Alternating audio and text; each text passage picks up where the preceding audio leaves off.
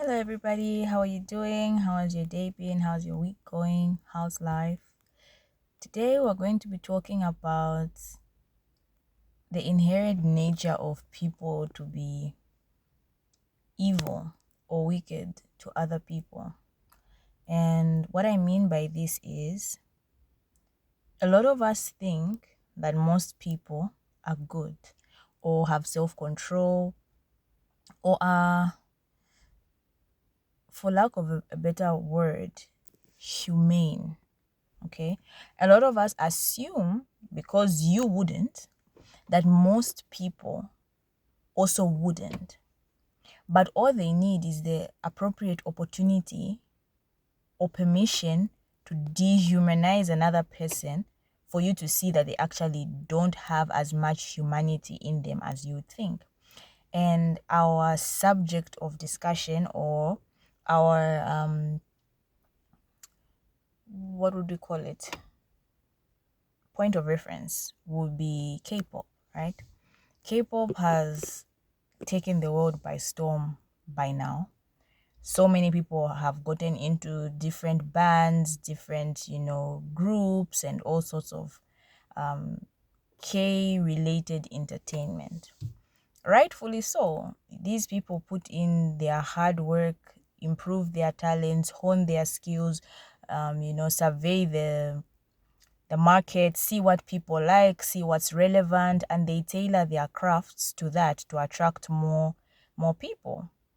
And in as much as it is extremely relevant for them to have, like, according to what I've seen, people flocking around them wherever they go, whether it's the airport, whether it's an event, whether it's a fashion show, whatever you call it, the hype of people going there and screaming their names and, you know, showing their support for whatever form of entertainment they support, whether it's idols or whether it's actors and models, that is part of K entertainment. But that also has allowed a lot to be learned about people. Because I mean, honestly, at the end of the day, these are people. They are not different from you and me. It's just that the job that they have chosen puts them on a pedestal and makes people have make believe, you know,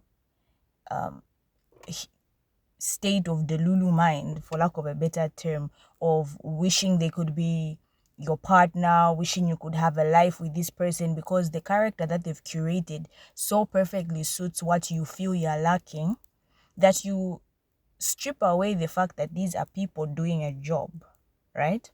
And they are a case study because you can see how, when leeway is given for people to dehumanize others and it is not looked at as a crime, people take it to the extreme. I mean, I watched a little bit of a clip of a fan interacting with Papi Nim on like a video call, and this fan is asking him to bark. Now, yes, he is Papi Nim. We get it. And Papi Nim is a puppy, and we get that real puppies would bark. But this is a human you're talking to.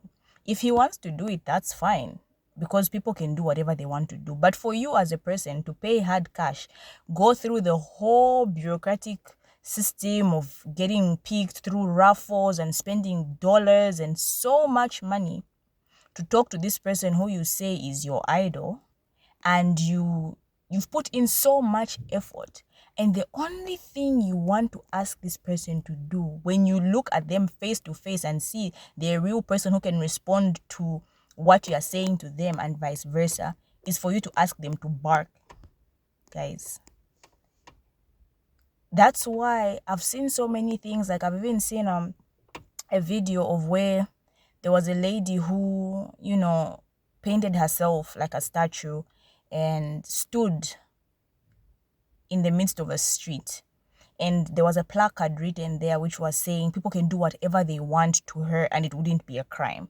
initially people were hesitant because it was like, could this be true? Could this be, like a prank where like feds and police come out and like arrest you if it, and when people realized that they could do whatever they wanted to her and it wasn't a crime, people went off the charts. Even people who you ideally would not believe could do these horrendous things to another human being were having the time of their lives. And so it just is sad when you realize that really the law, public shame, and just the curating of society is what protects people from the inhumane nature of other people. Because like even for Bukari, how do you ask this? And again, like, yes, these are personas. We get that a lot of what they show is authentic for some. Others is purely a curated character that's assigned to a particular member because of, their looks and what they think would sell to the public. And of course, there is some truth in it. Otherwise, you wouldn't really be able to, connect on a human level. But a lot of it is carefully thought out tonation, speech pattern, presentation, clothing, makeup, hair, attitudes. Everything is so curated. And rightfully so, because this is their job. It's like an actor, except that is live acting. So it's not like these people are doing anything wrong in playing out a role. They are doing their jobs, and they are doing their jobs very well because people love it and they're eating it up, And so kudos to them for doing a well done job. But this is a grown person, and you're asking a grown person to meow. If the person wants to do it by themselves, that's because we're all whimsical one way or another. Like sometimes you just want to do stuff, right? But for you to pay money to publicly humiliate somebody who you say you respect is quite strange to me. And so like I'm using that as a case study because it's a hot topic right now. K-pop is on the rise, and K-entertainment is also on the rise. But it's even the way people feel like they own these people. Like you don't own them.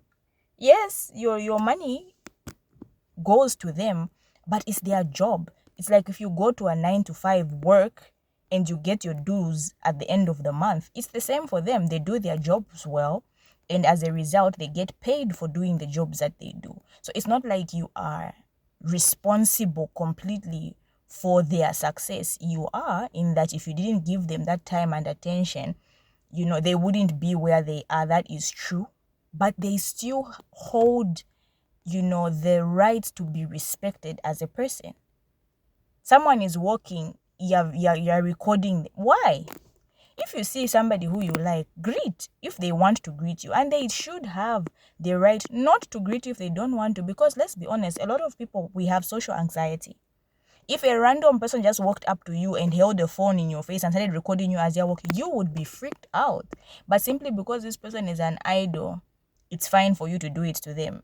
When they're on the clock, fine. But if they're in their own personal space, you see them, just be happy that, oh, I got a chance to see this person in real life, and move on with your life.